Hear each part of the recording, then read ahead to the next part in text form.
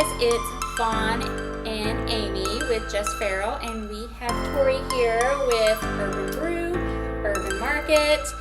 So we're going to talk to her today and just get a little insight from her of what she's got going on. The market is new. Urban Brew is like booming.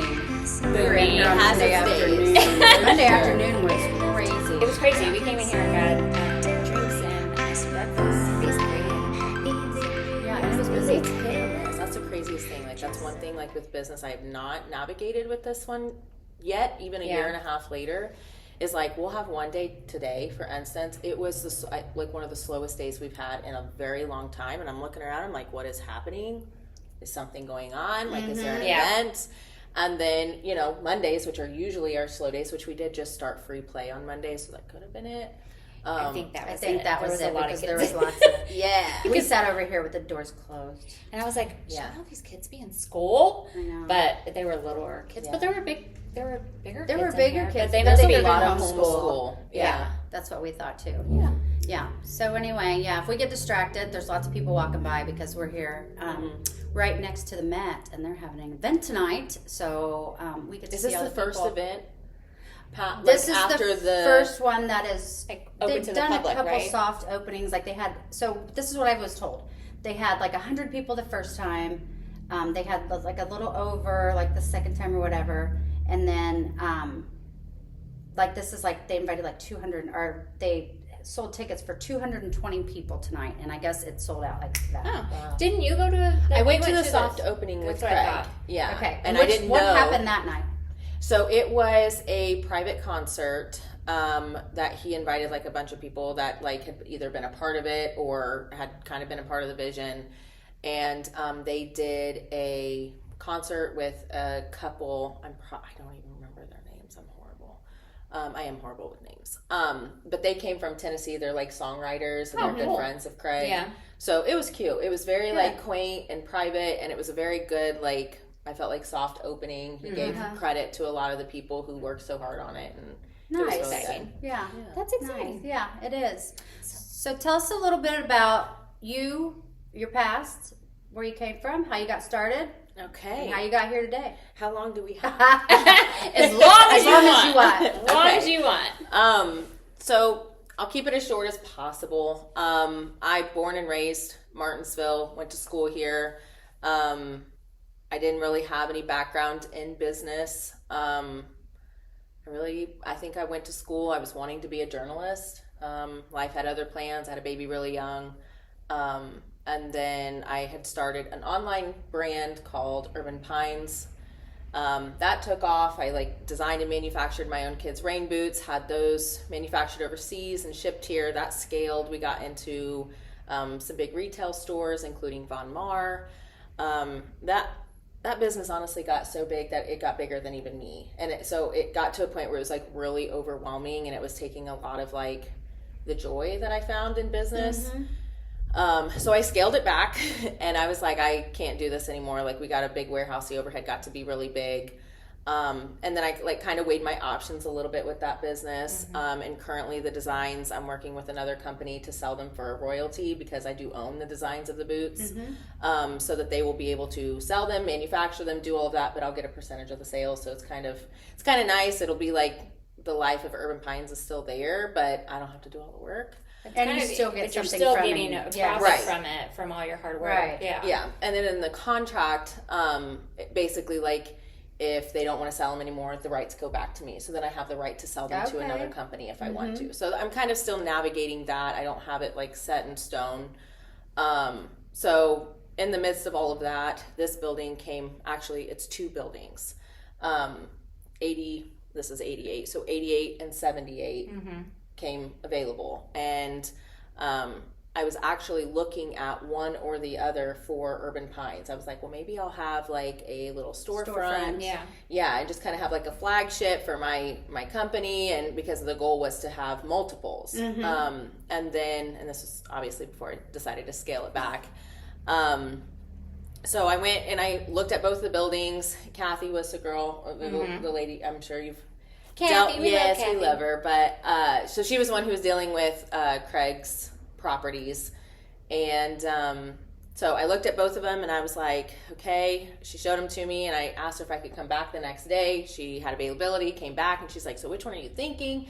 And I was like, I think I want both of them. She's like, for Urban Pines, like you need both of the spaces because it's like 3,800 square foot between the two of them. And I was like, yeah, I don't think I'm going to put Urban Pines in here. I'm actually thinking about a coffee shop. She's like, okay. You did a total, like it. Well, we're going from boots to coffee. No knowledge of coffee. Let's throw that out there outside of my Starbucks order that I would order on a daily. But whenever I walked into the space, it was like, I felt like I was going to rob Martinsville by putting a boot store here that probably, let's be honest, probably wouldn't have done super well, but it was more for me to launch a flagship in my community. And the goal was never that it was going to be super profitable here. It was that it was going to be the first store that was going to be the launch of and branch out. Yeah. But whenever I walked into the space, I was like, we need a really good coffee shop here. Not only that, mama four, so I'm like, we have nothing for kids to do. And so in hearing that from a lot of people, it was, okay, what can I put in these buildings that Martinsville really needs? It wasn't ever a business that I was super passionate about. I don't have a passion for coffee and kids play places. It was a new up and coming kind of trending business. A play cafe, you pay to play. It's more intentional play with like sensory toys, that kind of thing. And more of kind of like a Montessori kind of hands-on. Yeah, exactly. And so it was more of a more intentional play. It was a space that, moms can come, they can have quiet time with, well, I say quiet time, it gets very loud. But they can have quiet time for their coffee, for their intentional time while their kids are occupied. So in that, I like kind of had this idea within like a span of 48 hours. Came back to Kathy and I'm like, I don't know how I'm going to do this, but I want to do this. She's like, well, let me talk to Craig. I went in front of Craig and I was like, this is what I'm wanting to do. He's like, okay, you're a visionary. I hear it. And I didn't have all the details. I didn't know where I was getting a play place. What I did know is that I had a background in manufacturing, so I knew that I could get one manufactured fairly easily. I had a logistics company that I worked with overseas, so I knew I had access to something unique. Yeah. Because I have my own like broker, everything. Like shipping things overseas was easy. So I started like researching and reaching out to manufacturers to see, okay, what's a play place going to cost me? And in the States, it was anywhere between $60,000 and $100,000 for a play place this size. Well, if I had manufactured it overseas, which they all come overseas, right? Yeah. You're just working with a company here that was the middleman, basically. So I got our play place for $28,000, which had its perks for sure, saved some, but still it's $28,000. It's a lot of money. Throwing into a business that you don't know what the outcome's going to be. Yeah. This business definitely it was a jump. Definitely a jump. I think the whole business was a jump. I do think that I don't regret it for sure, but it did kind of turn into this. Okay, as like we were kind of going, Craig was a super big help during this whole process. Because both buildings needed to be completely gutted. There was office spaces over there. I didn't have the funds to gut and make it a blank space. So he agreed that he would gut it. He let me pick out the flooring, the paint colors. He's like, we'll get it a blank slate. And then you take care of the rest. So he covered the financials of all of that. And if he hadn't done that, Urban Brew wouldn't be here. So then it was navigating and researching. I literally taught myself how to run a coffee shop and become a barista off of TikTok. Hey, you can learn lots of things. You can do a lot. You can do a lot off of TikTok. I mean, don't get me wrong. I've looked up some nail techniques too. I mean, it's yeah. You can. There's a lot out there. I know. I get a lot of my like if I do like window displays, those type of things. Even like styling. Like I will like look for styles that are like trendy styles, up and coming styles. Like what's gonna be the new fall color? Like those things are really good.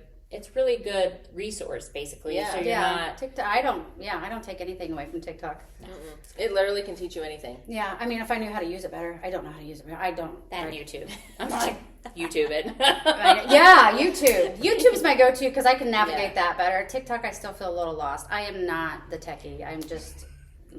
Well, I know. I just don't. That's okay. I mean, if I sat and worked on it and tried to figure out.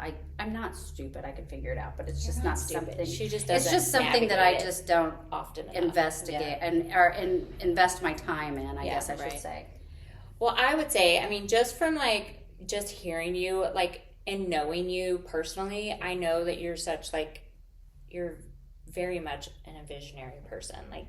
You can vision things, and I think you see things beyond what it actually is and what it can be. So I think you have I commend you for that, because sometimes I'm I don't know how you even could conceptually think of it, and then you've pulled it off. And being in this town, definitely it was something that was needed. Yes. And for it to be a thriving business, and obviously you have your good days and you have your bad days, but it's a really people talk about it a lot.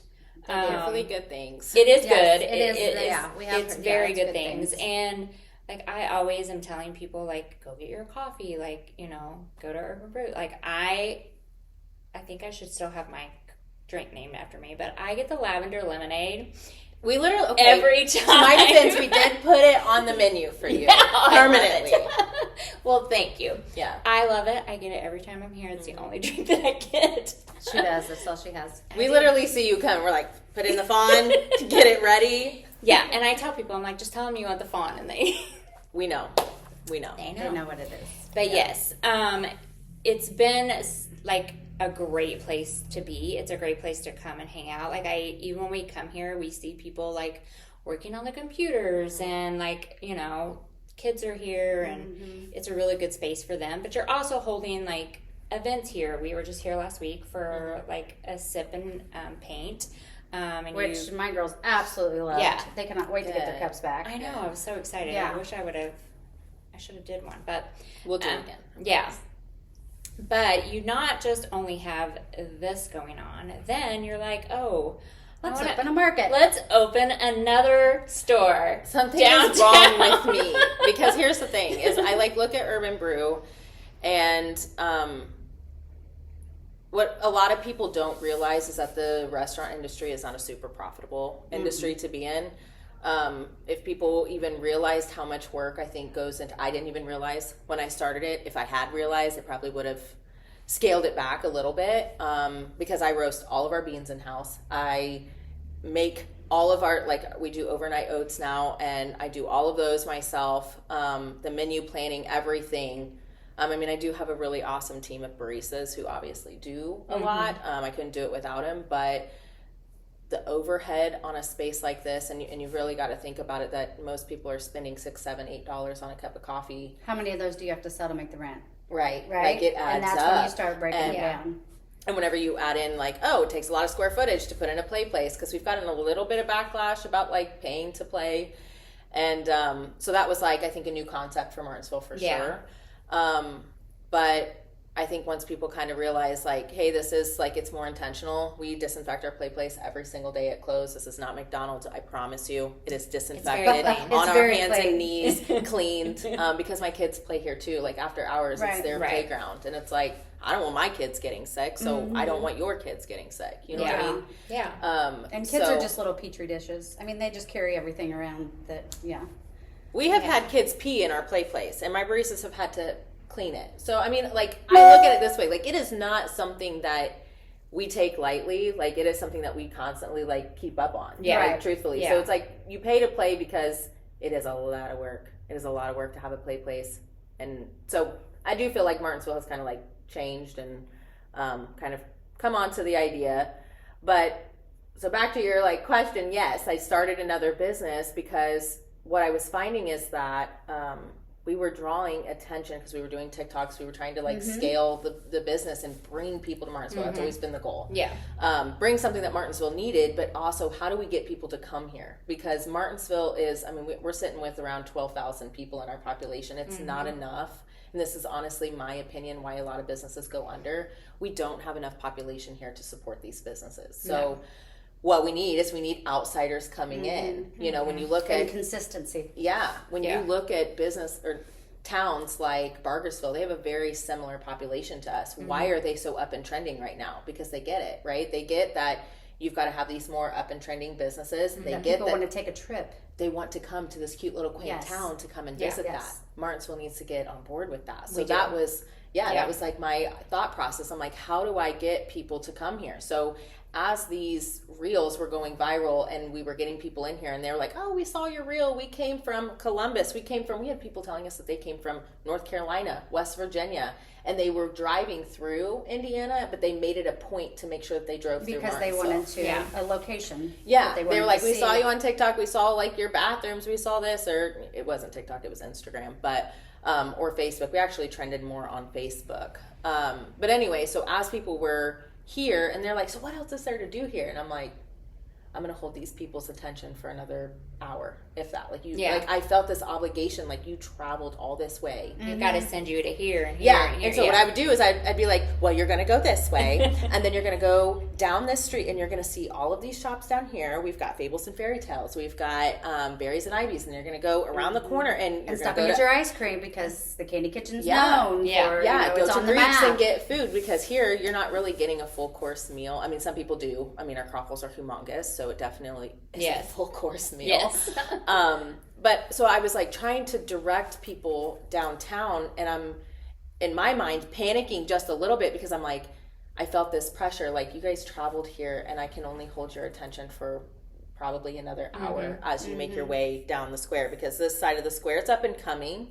But it kind of stops on my side of the square. Yeah. And then there's nothing really else. Yeah. So in my head, the Reporter Times building came available for rent, drove by it multiple times, and I'm like, you don't need another business. What are you doing? You don't need it. Stop looking at the for lease sign. And so then I called Craig and I said, I don't know why I want to look at it. I just do. He's like, okay. So Kathy actually showed it to me, and she told me, she said, I do want to let you know that I didn't know this whenever I originally said that like you could come and look at it, but Craig had somebody else that had already committed verbally to this building. The second I walked into this building, I was like, I want it. I want it. Oh no. It was so cute. It had brick down one side and like this cute little arch door, and I immediately knew, I'm like, retail is what this shop deserves. And the woman who was wanting to take it, no, not dogging her. I don't even know her. She was wanting to do extensions and hair, and which I'm not dogging. I got them. You know what I mean? So like I was not dogging that, but in my heart, I'm like, downtown, it really needs another retail to like continue the shopping experience.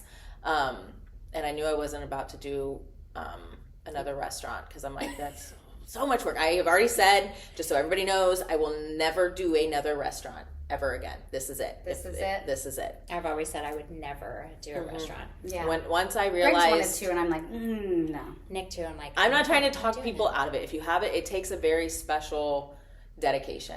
I think it does. Like it is your entire. And it's not a 9 life. to 5. No, you have to totally. It's a 24/7. It is, and you have to totally have. Yeah, and if you're married, you both have to be on board and be like in it. Yeah. Well, and I think, and as you know too, owning your own business is always a 24-hour, 7-day, 365-day a year business. Even when you take a vacation, I was on vacation literally 2 weeks ago. Yes. Yeah, and the baristas are sending me stuff that I need to order. So the entire vacation, I'm doing Walmart orders. I'm ordering our food truck. I'm ordering stuff that we're out of on Amazon, whatever they're sending me, and they know that I'm a text message away. Like, they always have known that. And I'm always on call, because we staff what is comfortable, but sometimes we get busy, and I don't ever want my business to suffer because we're busy and I'm understaffed, and I don't want my baristas to suffer. So I'm always on call. They say, so if you ever see my baristas on their phone behind the bar, really quick, and it's super busy, they're not on their phone, they're texting me SOS. Like, help! Get here, hurry up! It doesn't matter what There's some time of angry day women it is. and they all want coffee. Yeah. And so they send out an SOS, and either me or Cyan, depending on who's available, we have to be there within a matter of 5 minutes. Like, that's just our rule, and that gives them like that safety. But it also is this dedication that I can't ever leave the community. Like, I can't ever leave town when business is open. Yeah. Unless Cyan's available. So, yeah. And Cyan's your best friend. Yes. So is she your partner in crime with this, or is she just so- like a silent partner, or how does she fit into the whole? We joke about She's this everything. all the time. She seems to be here a lot. Yeah, so she is, I guess you could call her like manager. You know, I do own both of the business solely by myself. I am the investment of it, but I have taught her everything, ins and outs of literally at both businesses. So if I'm absent, if I'm sick, if I'm out of town, or if there's an emergency with my kids and I have to leave, I still have someone who can handle the back end. She has my Social Security. She had literally that girl could hack my entire life. Love her, but she could. I physically could not run the businesses without her. Like, I think if you're in a business like that, it is nice to have somebody that knows the ins and outs of everything that you trust. Yes, that you trust. And that is so rare. To pick up the pieces if something happens. And you need that extra person that you can, one, have the conversations with, talk things through. Yep. And somewhat ground you a little bit. Oh, yeah. I mean, she definitely, I pitch her so many ideas and she's like, like, we're going to do another one. She has to be very patient because it seems like you're just like bing, bing, bing. I am. I have ADHD hardcore, and she definitely, sometimes she boosts it a little too much, and then we look at each other and we're like, oh no. Why did we do this? And that's kind of what happened with Urban Market. You know, I didn't know. I signed a lease again. Didn't know what I was going to do. I said, give me 2 weeks. I will have it figured out. I started conversations with people who were coming into the market or into Urban Brew.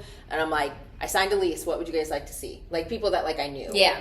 And I kept hearing a lot of, we need stuff that highlights local. It wasn't necessarily a farm store, but I'm like, okay, I hear you. Like something that highlights Martinsville as much as possible. I knew I didn't want to do clothing because I just didn't.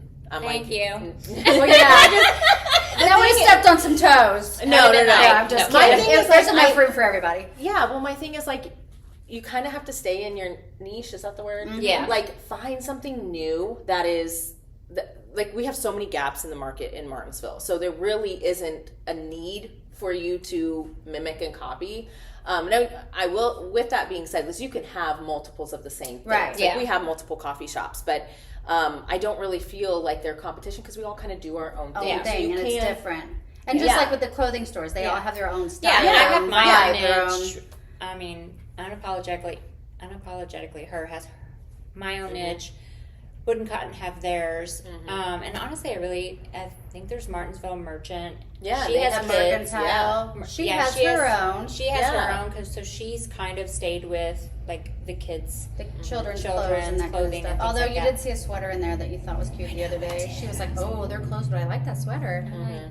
So we were peeping in your windows. We were. If you saw, I think that that's good though, because I look at it this way. It's like when somebody's leaving your shop to go walk around and shop, like they're going to want to shop at other places. They're like, for me, if I'm shopping for clothes, I want to go in multiple clothing shops because I may find something here and something here, and I may piece an entire outfit together based off of all of these shops who have something a little bit different. Right. But I think it's super important that it is different. Right. You know what I mean? And I'm sure some things sometimes cross over, and I'm sure that that's a little frustrating from time to time. And as long as I think it wasn't intentional, I think that that's okay. So I knew whenever I was starting Urban Market that whatever it was going to be unique. It was going to be something that didn't take away from any of the other retail. It added to. And so the more I kept thinking, okay, highlight local,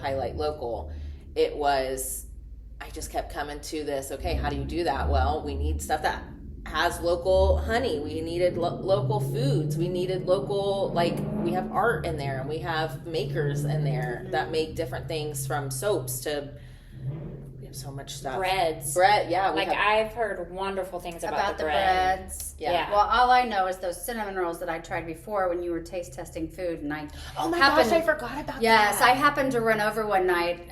Fawn was having an event, and we needed something from here, so I ran across the square to get something, and you and Katie were in here tasting, and you were like, well, just taste it. And you were like, here, just take one back. So I took it back, and I was like, oh my God, Fawn, taste this. Yeah. It was amazing. It was really good. Yes, homemade cinnamon roll. And it was sourdough. It was the sourdough bread cinnamon roll. And it was, you would think that it'd be real heavy and dense, but it wasn't. Yeah, it was and really she had good. like this like brown butter cream cheese icing or something like that on it. I was like, I tried it, and I was like, that is literally the best cinnamon roll I've ever had in my whole life. Yeah. So it was a done deal after that. Yeah. It was like, you make whatever you want. I've heard great things. So, Yeah. So now that you have like both of these businesses going, Urban Brew's you've been here about a year and a half, right? Yeah, since February of last year. Yeah. So you're coming up. So you're coming up on your 2 years. 2 years. Mm-hmm. Yeah. Yeah. That's great. Yeah. Yeah. And then Urban Market obviously is just freshly open, but you've been, what are we, 6 months? Yeah, 6 months of, I feel like, the worst time to open a business. Let's just throw that out there. The construction. And that's why I think, like, right now, like, everyone's like, how's it going? And I'm like, it's going. Right. And we're still here. That's a plus. Yeah. That's what I say. I'm like, I'm still here. Yeah. I think a lot of us are still surviving. holding through. And so it's hard for me to say, like, is this normal? Is this because of construction? I have nothing to base it off of. What I do know is I signed a 2-year lease. I kept it a very short lease for that reason. I'm already a year in because I held the business, or I held the location for quite some time while I kind of figured out some things and how I was going to do that, because I knew nothing about farming. I knew nothing about locals. I mean, I knew locals, but I didn't know how to resource it. And I didn't know how to yeah. do vendor payouts, because like you have to do, this is like business stuff that people just don't even realize is a thing. Okay, whenever you have vendors come in, how are you going to pay them out? Yeah. Are you going to pay, like you've got to have records of that. And it's like, okay, well, you have to have a POS system that also has a vendor payout portal. Well, those don't exist. So you have to integrate them together. Yeah. And yeah, it was like everything that all these ideas, the ideas are simple, right? Yeah. You have them and it's you're like, executions. It's not as simple as just throwing a few things on the shelf and No. saying, hey, I'll pay you Wednesday. Yeah. And then I had this budget. It's so silly. I had this budget. I'm like, this is going to be the cheapest business ever to start. Wrong. Retail is expensive. Retail is so expensive. I spent like $15,000 on inventory. And I'm You're looking like, around the that's store not and I'm like, I got one half of the store. One half of the store. I'm like, what am I doing? But if I just spread this around a little bit, make it look a little more full. Yeah. And so then it turned into, well, we're just going to open up the first half of the store because I ain't got no money to open up the back half. And I didn't have the money to invest in the meat. I was still looking for the right person and the right farmers to do that with. And I'm like, okay, everyone's like, just start small. Like in my brain, it has to be perfect. Yeah. You know, it's like I have this vision in my head. It didn't have to be Kroger. Yeah, well, in my head it did. Yeah, Amy. right. That's what I'm saying. Yeah. Like, scale it back. You didn't have to, the produce section didn't have to be that big. Yeah, no, I know. So we put up a little curtain and I'm like, it's great, it's fine. And, you know, and everybody showed up the first day. I literally thought, whenever I opened up Urban Market, I'm like, this is going to be a bust. People are going to walk in here and they're going to be so disappointed. It's such a small store. It's not what I fully envisioned. Yeah. And our first week, I was mind blown. I actually went home crying after the first day and I was just like, thank you so much, just for the people who continue to show up. And it was really humbling to see a lot of the people who showed up for me were the people who show up almost every week at Urban Brew, our regulars. And then it was regulars that were hugging me. It was we're so proud of you. And it's that is such a powerful thing. It's nice to have a support system. It really like that. is. Because and it says that you're making a difference in the community when they continuously show up for you like that. That shows you that what you envision and what you're trying to do is being done. Yeah. You are going to have the support is amazing, and I think we all appreciate it from the community, the support. But you all are you're going to have the naysayers. You're going to have the naysayers as well. But I feel like the naysayers are very low on the spectrum, and I think as business owners we just really have to ignore those, because those are the people that don't know what the hard work you've put in. They don't know what goes on behind the scenes. They don't know how much money you've invested in They're a envious. in a vision and in a dream. And people can be envious and jealous, and I mean, just the real hard truth is people can just be downright mean. Yes. And they don't want somebody to have more than what they have, so then they get upset and try to tear you down. And we do live in a community that is very set in their ways, and I think trying to change the out portion of what it was and what it needs to be and where we need to go for Martinsville to survive is we've got to have people like you that envision these things and can see past the black and white. Yeah. And know that there are gray sections and where we have to we have to grow. And women-based business, women-owned businesses. And I was looking the other day, and 89% of businesses owned in Martinsville are owned by women. What? Pat yourself on the back, girl. Yes. Like, what? We are. That's Yes. insane. Yes. And this has come from an old school where I remember when I first, because I'm not from Martinsville, and I'm sure I've talked about this before, but when I first moved to Martinsville 20 years ago, women were like kind of seen, not heard kind of thing. I mean, there was still the good old boys that were just kind of like, you sat back and didn't say anything, and now... And even if they don't, look who's running. And I've looked, and even if the women aren't, if they don't own the business, they're running the business. Right. Yes. Well, I think that's such an awesome thing, and like going back to like kind of that narrative that Martinsville's kind of stayed the way that it always kind of has been. In my opinion, I do feel like Martinsville is about 5 years behind a lot of the surrounding communities, and I have this weird little hobby, I guess you could say, of I like to dissect other communities, and I have such a deep love and appreciation for Martinsville, and so many people are like, why would you start this here? Like, why? If you had started this in Bargersville and Fishers and Noblesville, I would be making making bank. Oh my gosh. Like, I'm like, I wouldn't need, I don't think a lot of people realize this, but I work Urban Brew, I work Urban Market, and I bartend every other weekend at wedding venues to pay for my family. And you have children, and you have a house that you're remodeling. It's like, why do you do that? Why? If I had just started this, and sometimes I do, I'm like, why do you do that? It's like, if I had done that, yes, I could have had one business. That would have been it. It would have paid for what I needed, my income, my family. But would you have been happy? It. Maybe, but my goal was never like let's make a ton of money. If that was my goal and it wasn't about the community, then I would have started it somewhere else. You know what I mean? But it really was I say this all the time. You tell your kids, or that cliche saying, be the change you want to see in the world. You know what I'm saying? It's such a cliche thing to say, but it's it's very few of us are actually doing that. But it's so true. It is. And so it's it has to start somewhere. And if I have to go against the grain, then I will. But I will say I don't have the strongest backbone. I do get my feelings hurt really easy. Girl, just come to me. I'll help you. I got you. You can stand. I'll stand right behind you. I think I have because one I have feeling. such good intentions. And then when it's not read as a good intention, and people are they take my presence as a negative thing, and I'm like, no, I'm not here for that. I want us to be able to collaborate, and I know that we share common things that we sell, and how can I bring your products in my store? How can I that's immediately where my mind goes to. Right. And I started this book, and I'm sure a lot of people have read it. I'm a little late to the game because I'm really busy. Called the Let Them Theory. I don't know if you've heard of it. I've heard of it, but I haven't read the book, but I've so heard of it has been so liberating, and I have done this probably for the past couple weeks. It's very new.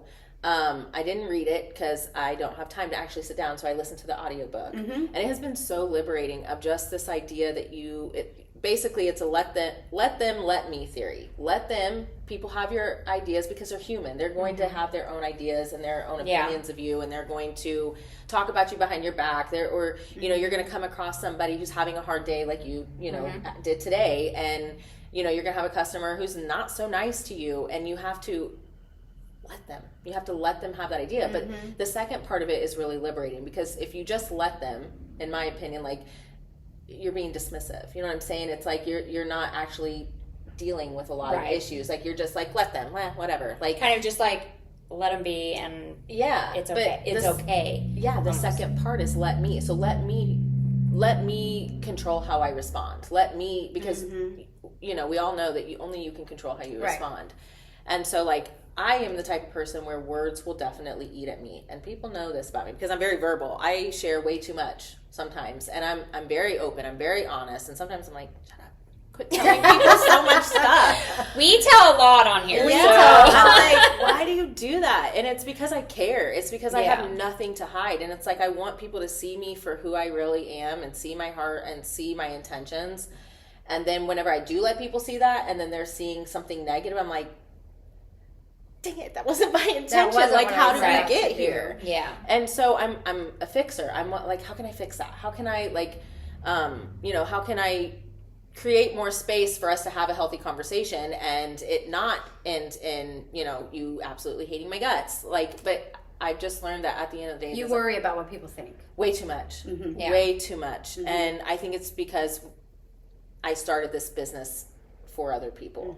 And I think if I had started it for me and I had started it for an income, I wouldn't care. You know what I'm saying? Yeah. Like, I wouldn't care what people think whenever they walk through the door.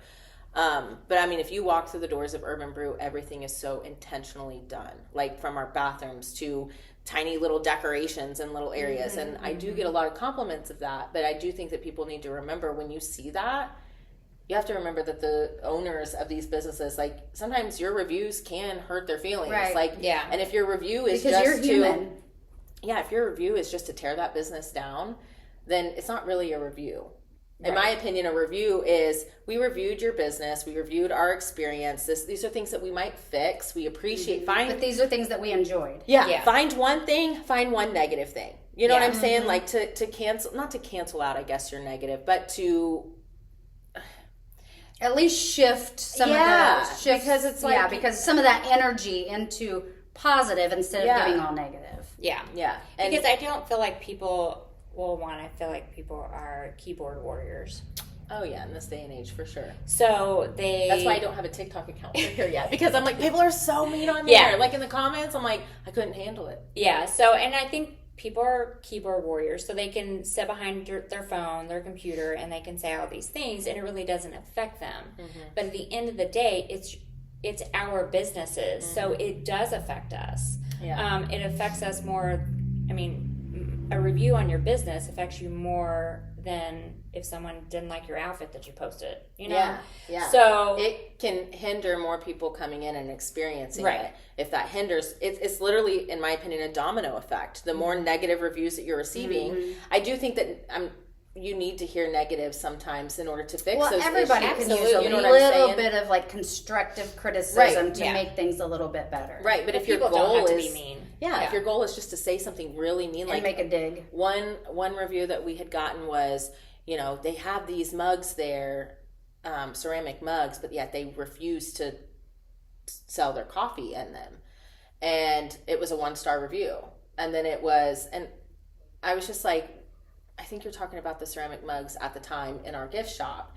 And what a lot of people, they don't realize, and they make assumptions, is we can't serve technically in ceramic mugs because of our play place. There are so many rules and regulations that come with having a play place and to keep it safe. So whenever we did start to use the ceramic mugs, there are rules. You have to have it on the community room side. You can't have it in the play area. Well, you don't want to put someone to drop it.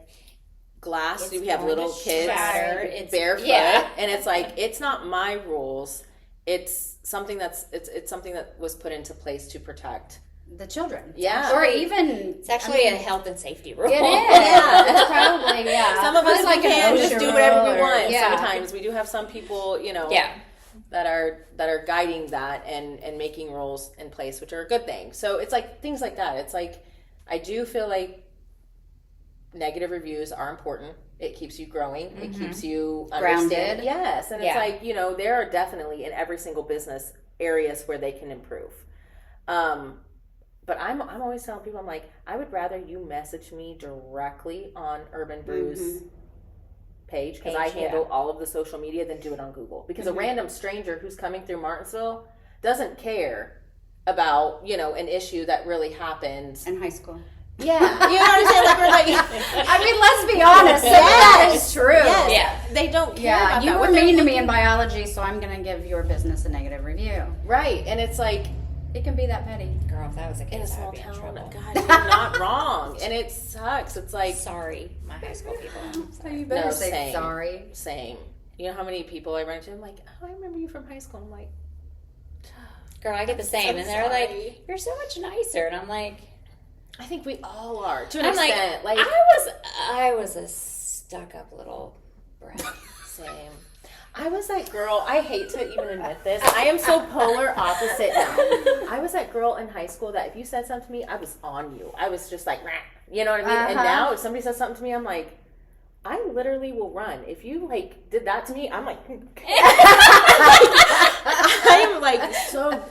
like a little timid little cat. Like I have good intentions, and so I hate that, like in high school people have this idea of you based off of how you were when you were a bratty little teenager, and it's like, let's grow from that idea, because I've definitely grown from Right. Me And most too. people are not the same way they were. No. I think for me, I just had such, my life wasn't easy, so I feel like I just had to put on this, like, And you do, exterior, yes. like, shield. Same. So This tough it was exterior just shield to protect yourself. Yeah. So it was like I only hung with certain people. Those were the people I trusted. I didn't talk to anybody else. I did my thing. I obviously then I got pregnant in high school, so then I was that girl. Yeah. So then I had that to kind of like scarlet letter on me. So then Oh my I gosh, just we're get so similar. So then I just had to get tougher. I got pregnant, but I got pregnant. I hate to I was flip, a junior in high school. I was a too. senior. I was too. I was 17. Into my I had to drop was out a of high senior, school. A lot but of I was people in don't know high that. school. I had to drop out of high school. I don't have a high school diploma. See? Well, I finished, but my mom fought for me to finish school because they literally, even the school board wanted me out of the school Because you were a disgrace. because it was inappropriate. And my mom was like, "So you don't want her to get her This is education?" like perfect. What is the word? This is perfect. Like birth control. Like what not to do. I'm like, and so Yeah. it was just one of those things where I just felt like I had to put on like this tough exterior and like these walls up, and I just felt like I don't know, when you grow, you get older, you get wiser, you meet different people. Well, I always looked at, yes, and I'm not that way anymore, but when I would meet you, RBF was like definitely I had it mastered, and I can still do it pretty good. I was going to say, you still do, Amy. I'm I'm not going to lie. When after our event, Sam was like, does Amy like me? And I was like, oh, that's just her face. I said, she's just her face. She does. I promise. Yeah, sorry. But I would look at people and I would think, not how can we be friends? I would look at people thinking, how are you going to screw me? What are you going to do to me? What mean thing are you going to do to me? So I never gave anybody really a chance. She did me. We were instant friends. Yeah, we were kind of. Yeah, I have mellowed in my old age. I got to work on that non-RBF now, I guess. I think it's just like some people just naturally have it. I've been told before that I come off very stuck up, and I'm like, oh, really? God, I hate that. I hate or that. intimidating. Yeah, it's like, so even like my boyfriend now, he's like, I'm not gonna lie, whenever I first like saw you on Facebook and knew about you, he was like, one, that you were out of my league, and I was like, stop. I am, and two, he's like, I thought you were gonna be so stuck up, and he was like, and you're not. And I'm like, that's just what I always tell people, like, get to know people before you make an assumption. Yes. And that is something that I really do try to do, because if you're just looking at an outward appearance or something that you heard about somebody, because this community talks all the time so much, Yes. and it can be super detrimental. Just go straight to the source. Oh my that's what gosh. I think in all of it. Just go straight to the source. Go straight to the source, get to know them on a personal level, and I do try to do that. Like, if I hear word of mouth, like, don't be friends with her, she's a horrible person, I'm like, noted, hear you, but for me, I've got to meet that person myself. I've got to have my own idea of that interaction between the two of us before I'm going to write you off, because in the small town mentality, it can literally ruin people. It can. And I've always learned, like, obviously in my later years, like, you really don't judge someone by, like, first impressions. Like, and I always try to be, like, the most non-judgmental person. Like, it's I hard. really feel like I'm be very hard. non-judgmental. Don't let her fool you. Sometimes she can be judgmental. I can not in front of sometimes, people. Not in front of people. I think But I'm that's never normal, gonna though. like. I think it's, again, the let them let me theory, Yeah. right? But how do you respond to that? Yeah. Well, if she doesn't respond to them that things. way, she'll be. I respond Or to her she'll because tell she's my me. safe space. Yeah. But then also just loving someone where they're at. Like, you Which is very honestly don't know what someone's going through. You don't know what, like, you don't know what the home life is. You don't know what struggles they're going to like, keep the business afloat. Like, no one knows as a business owner, other than other business owners, what it is and what it takes behind the scenes. Like, And how drained a lot of these business owners are. Yeah. Like, I talked to so many of, like, the downtown merchants, like John Rhonda and Jenny, and it's like conversation. I'm like, how are you doing? Like how? And sometimes you can just see it on their face, and you're just like, we're hanging in there. You know what I mean? And it is. I think to have a business in Martinsville, and I have learned, you have to really love this community. You do. You have to really love it because it is a hard community to make businesses work here. And people are like, well, so many businesses are closing, and why is that? And it's like, I know why. I know why. Because people aren't supporting the people in the community. And this is what happens a lot of times, and I've noticed this, is that, and this could be any town, but like I said, for the past 20 years, I've been in this small town. I grew up in Indianapolis, so small towns were foreign to me. They were just someplace I went and visited, like Brown County. And you're like, oh, this is cute. Yeah, this is so cute. Now I'm gonna get back to the city.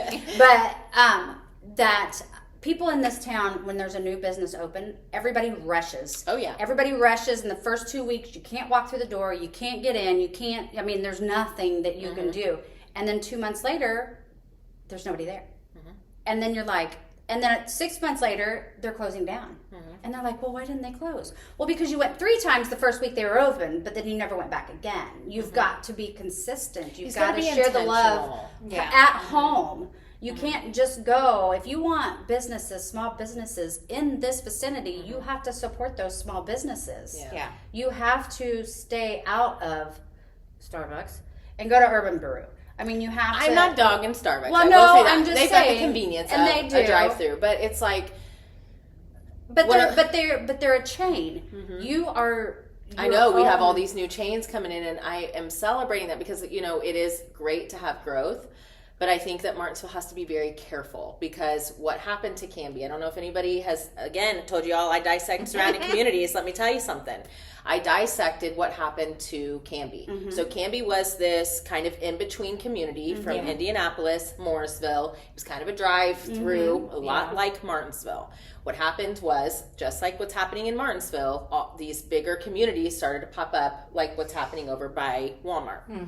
And the houses that kind of all look the same. What are those called? I'm not dogging them; they're adorable. But they're like, I can't remember. they're just the like name. housing additions. developments. Yes, it's development. So that's what happened in Residential. Canby, and all of these chain restaurants came in. These chain businesses, they don't have a small downtown really. They don't have small businesses in their community.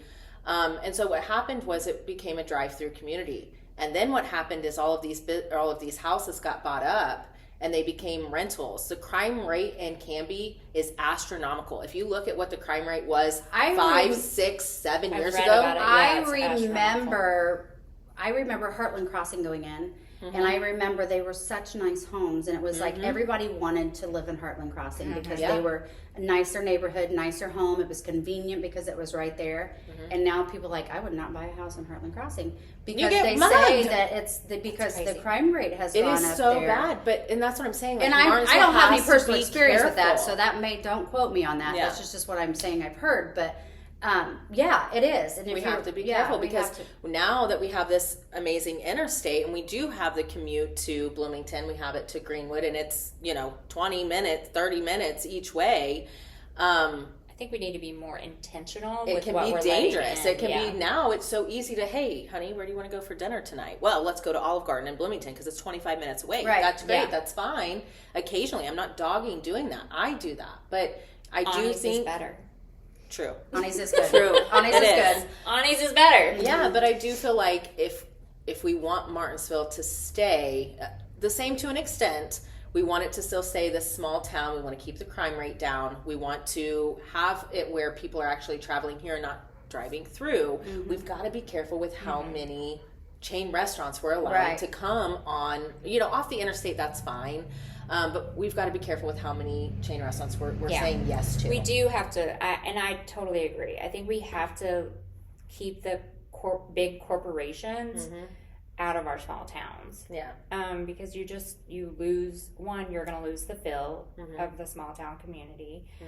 You do bring in that extra crime. You bring in that extra, all the extras, and you just don't want that in a small town. And I grew up in Texas, so it's a very small town.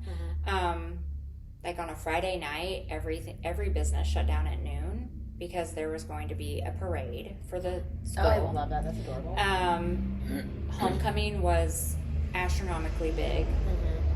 everyone supported. Like, if you weren't at the football game Mm-hmm. on a Friday night in your hometown, then you didn't support your hometown. And that's the thing that people need to remember. Yeah.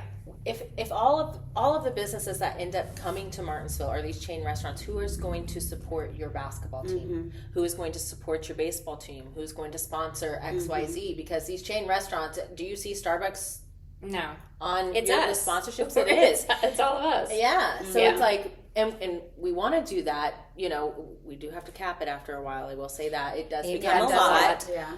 And I have a dollar amount every single month that I'm like, when we cap it, and that's what I tell people. We've already hit our dollar amount for the month, and that's so that we can stay open. But after a while, it's like you quit having that. You quit having the sponsorships because there's nobody else left to really sponsor. And I do feel like we've got to have things in March. So I think the theater is a great addition to this community. It's going to draw people It here. is going to draw people in. I think it's going to be good for the It is. downtown. I think we all need to kind of get on board with what events they're doing so that we can stay open and kind of understand, and you know, so that people, whenever they are traveling, we have this understanding of, you know, There what's will be happening. a schedule. They've already started booking, and I kind of watched one of the meetings online, and they were they are developing. I mean, so they're putting things before the board just to say we allot this much money for this, because they have a budget of so much money that they're allotting for different things to come into that they're paying for, because the city has now bought it. okay, The city bought it back in for like 2.9 million. 2.9 million. Yes, is what the city bought it for. I mean, I think it's wonderful. I think it's gonna worth bring every penny. Let's be honest. Yeah. Like, it's tremendous amount of traffic. And Well, just even tonight. yeah, we had. And these there are was mostly I know. I watched locals. so many people pass by. I'm like, and I'm like, oh. Well, that's why I You told know. Vaughn. I said, we're not going to be able to drive over there because there's an event. We're going to. But then I'm thinking maybe I should have stayed. You know, like those are the We'll get things. there. And working with each other, all of us businesses downtown have to work together. I think it's going to take us as a community and a downtown community to rally together and support each other and collaborate and cross promote and you know recommend. Like, I agree. And here's the other thing too: is like, you don't have to like us all. You know what I'm saying? Like, Right. we don't have to all be best friends. We don't have to like each other, or, you know, but what's going to help all of our businesses grow and do better in this community is going to be to work together Yes. and to collaborate from time to time. And so that has been super important to me, as we're like navigating doing events. Like, that's something that's new, but it's something that's going to be something that we do a lot. Yeah. We already have 3 events on the books for October. I just haven't announced them yet. And I'm wanting to collaborate with other businesses, and I have a girl who's helping me out. She's a godsend. And she's like my communicator. She's the one who kind of like goes to, I communicate with you. Yeah. But it's Gianni. Yeah. And she will go into the businesses, and she's, you know, we pitch ideas to each other, and she's like the executor. She goes into the businesses and she's like, hey, this is the event that we're wanting to do. We would love to collaborate and have you do X, Y, Z. Right. I think that that's super important. We have such a big space here that I'm like, after hours, we don't even utilize. So if I can use it to help the community, help other Right. businesses, I want to be able to do that. So yeah, I mean, I'm always open to collaborating. I'm always open to doing other things that unite the downtown. I do think that we need to get to a point where we're all on the same board, whether it's we need a downtown like merchant team. Yeah, where it's just like, this is just Look, man, we're like, yeah, you guys yeah. are- And we're like, Yeah. yeah, no, because we get it. And like, I get super hyped whenever I talk about it, because I'm Yeah. like, the second we start talking about community and uniting and bringing people to this town, I'm like all ears. I'm like, I am so for that, because that's exactly why I started these businesses. And I've told myself, I'm like, if it gets to another couple years and the businesses are not profitable and they didn't work out, I tried. You know what I'm saying? And I don't look at it as a failure. I look at it like, No, a failure is if you didn't do anything about it at Yeah. all. yeah. Yeah. And I think I've come to And that's not even a failure, but you know, it's not a failure, but I've come to the same conclusion. Like, I have a date in my mind. Like, if this isn't where I can fulfill my needs as like a business owner and pay yourself out pay myself, consistently. That's a like, big one. and you know, cover my bills and cover like my store bills, like, and bring in more profit and more, more things, then I do have an end date where, like, I do too. I can't, how much further do I go in debt to stay with the community, or do I look at it and say, can I go over here and do X, Y, and Z? Which I've had those. I've had that's like all last of those resort. opportunities, which are last resorts, because my husband was born and raised here. We're not leaving anytime soon, so it's like, I worked for corporate. I don't really want to go back to corporate, but you have to weigh those things. So obviously it's last resort type of situation, but in order for us as business owners to not have to do that, then we have to figure out ways to communicate and collaborate with each other and make sure that people are coming downtown. And if they're walking into your store, then you have to be like, hey, did you go here? Did you go here? These are great places to go. I always send everybody like around the square. So that's like one thing I know, like, I consistently do is send people other places downtown. Like, if you're I do when I'm at Urban Market as much as I possibly can. I think it does help now that we have like the worth the walk, and it's like, make sure you go visit the other the other businesses. I will say it is hard sometimes at Urban Brew to do that, because sometimes the transaction is a little quicker depending on how busy you are, that you're not, if we're slow, then you definitely can pull people into more longer conversation. But sometimes it's a quicker transaction, unfortunately. And that's what I like so much about Urban Market. It's like, Urban Market is slow. So, like, the second you come in, I'm like, hello, how are you? I'll talk your head off the whole time. So I try to read social cues. If I can tell you're not in the mood to talk, I do keep it short and sweet. But I do like to communicate with this community and hear people's feedback, not just on my business, but on other people. It's like, what do you want to see more of? Like, what do you feel like Martinsville is lacking? Because I do feel like Martinsville is about the people. And so often we get all of these, people in government, and I'm not dogging any of that, but, that have all these ideas. And it's like, have you really communicated with the community on what they want? And I know that that's probably a hard thing to do, because we do have the naysayers who are like, I'm sure that being in government in this community is hard. I've had front row seats of, trying to make changes in some certain areas and, getting the door slammed in my face. And that's really hard whenever you're a visionary, because you're like, I can see the vision. I just need you to see it too. And when they don't, we are a little behind the time in terms of community wise. My daughter lives in Greencastle, Indiana. And I've even said it, to a lot of people, like, we should do like a First Friday or like things like that. Like, Thursdays they were doing, like, obviously we can't do it now because we have all the construction happening, but once it's done, like, we need some kind of event that happens like we literally on the same page. I already have had an idea, and I want to call it Artisans in the Alleys. And I haven't even pitched this idea to anyone. It's being pitched right this Nobody second. steal it. Yeah. Even if you do, I'm to the point where it's like, I don't care about ideas getting stolen. I more care about them being executed and done, because it's about the community. It's not about who had the idea first and who's doing. I'm so never ending with the ideas that if an idea got stolen, I'm already on to the next. Like, great. I love that you're doing that. Next. You know what I mean? Like, I got something great, else. somebody else has got that. Like, take that, run with it, so that I can put my efforts in somewhere else. Like, so I don't look at it like that. But I want to call it Artisans in the Alleys. And so if you know how the alley looks by the new theater, it's very cute. It's got the string lights, it's paved. And I was told, this could be hearsay, that there was some money that was granted to the community for alley revamps. I don't know what happened to that, if that's on hold. I don't know. I haven't gone to any of the meetings to find that out. Again, could be hearsay. This is just something that I was told. So I have this idea that once a month, all of the businesses, like you said, stay open later, but we have vendors who line every single alley. We have an alley on every side. Yeah, we do have one. We have one. So it gives the community a reason, one, to come downtown. Two, then we would have live music. I would love to work with Rob and get, live music on that first Friday of the month, or whatever Friday it is that we decided. We're open till, downtown is open till 7, 8 o'clock, whatever it is. Again, I don't have all of the little details, but that all of the alleys are inviting. They are paved in a way that, it's going to take some work to get there. But that we have all of these vendors, and it's a huge shopping experience.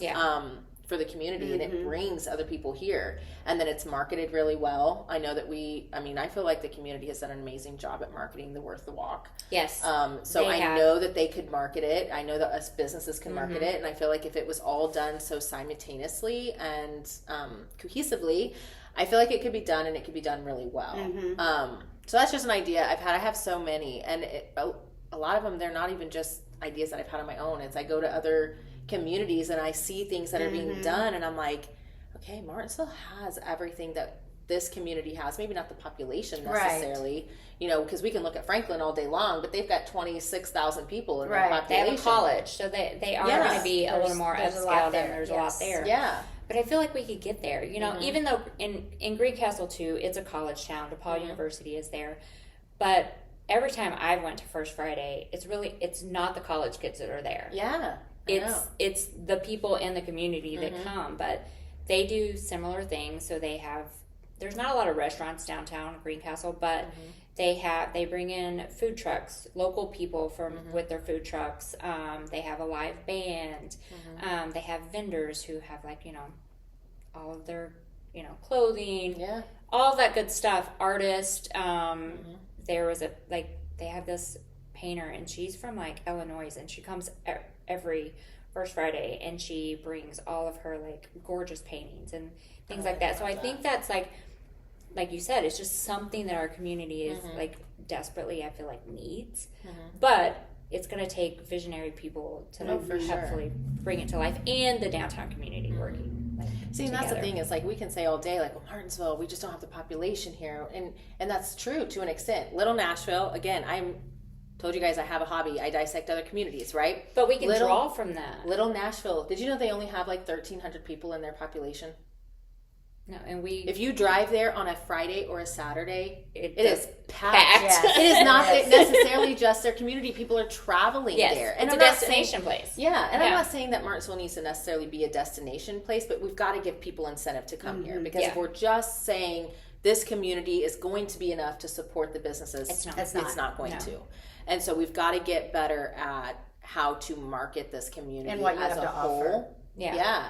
And I think it's really, really important that businesses are finding their niche, their thing that is unique. Candy Kitchen is an awesome, example of that. John does such a good job. It's he's got something that's worth coming to see. So whenever they leave a location like the Candy Kitchen and they're coming into your store, what do you have that is different than everybody else? You know what I'm saying? You can have some similar products, because just everybody needs to come together to make it an experience.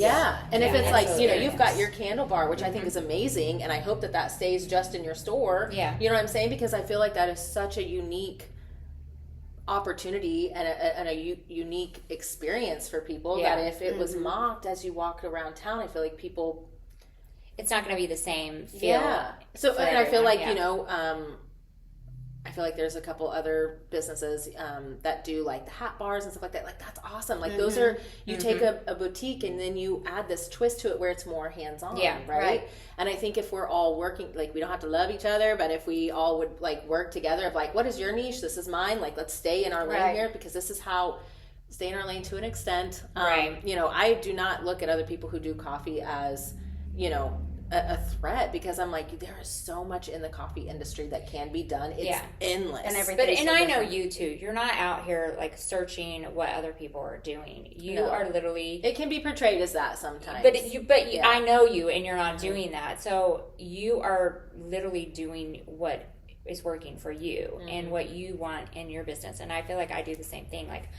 I don't scan people's social media boutiques. I don't even go in other people's boutiques. One, because I'm in mine 6 days a week. Of course, I don't even get to really walk around and shop. Every once in a while, I go down to the Candy Kitchen because I'm on my lunch break. I'm let me go get some of those Dubai chocolates, John. Those are so good. Yeah, I'll walk over here and I'll get my lavender lemonade, or I'll go to Ani's and I'll get my lunch. I'll do those things, but I'm not out scanning the neighborhood to bring it into my store. I'm not scanning the neighborhood to bring in your store, which I know you're not doing that either. Yeah. So I totally understand where you're saying stay in your niche, find it, what's working for you.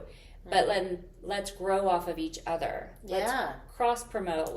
I feel like, especially with like all these restaurants and these bars now, we could totally do a bar hop. Mm-hmm. You know what I'm saying? Like as bar like crawl. the new, that's what I meant. Bar crawl. You could do that with boutiques too, where it's like hey, we've got, if you show that you've shopped at XYZ, like you get a discount, or it could be, you know, just something where you're all staying open at a specific time. Right. I feel like there's a lot of different areas where us businesses can do better and work together better. I think it just takes a few of us that are actually sitting down and making those meetings happen. I know that they have what is that other board that they have? Rediscover. Yes. Rediscover. I know that they have that. I just know that like the downtown is really split sometimes, like of like which meetings to go to and which. Well, I feel like we have too many. Mm-hmm. I think we need to consolidate them, and like it really just needs to become one. Mm-hmm. So that way, I feel like if we are one, there's less confusion, and like the communication is much clearer if we would combine or intertwine, however you want to do it. But I just feel like the communication would be much better and more direct, so that they have like window shoppers, all kinds of shopping stuff. Wait a second, were they giving out freebies over here? I know. Nobody called us. We are looking through the windows and we're like, what are Everybody's they walking at? out with stuff. First I thought it was like leftovers, but I think it was I think it was like little baskets and flowers and stuff. Anyways, we're window peeking through the windows of the people going by. It's okay, they were peeking at us. Yes. Yeah, they were. It's fine. It was a two-way. But yeah, I totally understand what you're saying, and I 100% agree. It's one of those things, how do you execute it, and how do you approach people, and not that you want them to like totally agree with you, but like come to a common ground and like, okay, let's figure it out. Let's work together and not against each other. Mm-hmm. I think that's a really good question. I think that what's going to have to happen is it's going to have to start small. It's going to have to take just a couple businesses that are consistently, not consecutively, working together, that are kind of paving the way. Mm-hmm. Yeah. And I don't think, honestly, everyone's going to jump on board. Some people are really busy in their businesses and they don't have time. I know that that's some things that I've heard from other businesses. Some people don't want to, and I think that it just has to start small. You know what I mean? I think it starts with us doing events like we've done, where it's like, hey, we're going to do a sip and paint, and we're going to have a pop-up shop, and we're going to have this, and you know, our next one, I've already talked with Pam. I'd love for her to come in and do her permanent jewelry for an event. So I think it starts small. It starts with just a couple of us, and then we're kind of paving the way of like, this can work. This is working. Right. Yeah. I mean, that was a sold out event. We had 60 people that I crammed in here, and found out that we could probably do some more. It was nice though, because it wasn't overly crowded. It wasn't. There was It was plenty of good space. spacing. Yeah. I think it was nice because everybody had like a seat. You know what I'm saying? I think if like we had that many people here and it was like everybody was walking around all the time, it probably would have been a little harder. But yeah, it went really well. I was really happy about that. And it definitely was like one of those events that I'm like, okay, this can be done, you know? So it was good. It was good. But that's what I think. I think we just start small and we don't overcomplicate it just yet, because if all these ideas are spewing in and you're saying, we're going to do this and we're going to do that, and it gets overwhelming, and I think a lot of people get cold feet and they're like, I can't do this. Yeah. So I think it just starts with just a couple events every month that some of the businesses are just doing by themselves. And then, then it can grow. We can grow from there. Yeah. And absolutely. we'll do it to be continued, because I think we could probably sit and talk all night. Yeah. We could. I know. Yeah. But and then hopefully we can meet you at Urban Market, so we can do the inside of Urban Market. Maybe you we can tell just us do a little more a- about that too. Yeah. And maybe we can just do like a walkthrough. Like, Yeah, we could just at do Urban like Market that we I could would do love and that. sit and talk about.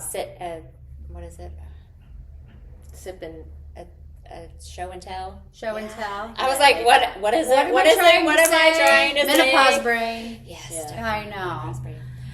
Well, like I said, we could probably sit and talk all night, but Yes. everybody's going to check out on Yes. It was so great. Yes. Sitting down with you and picking your brain. I feel like I love picking your brain and hearing all of your wonderful ideas. And I'm glad that as business owners on the square, we're definitely on the same page. So I appreciate that. So Yes, but yes, come in, and if you haven't been to Urban Brew, I don't know where to you've come been, in. Yes. but come in to Urban Brew and then visit the new Urban Market. It's very cute in there. Very cute. Local stuff that you're gonna want to get, and I've heard wonderful things about.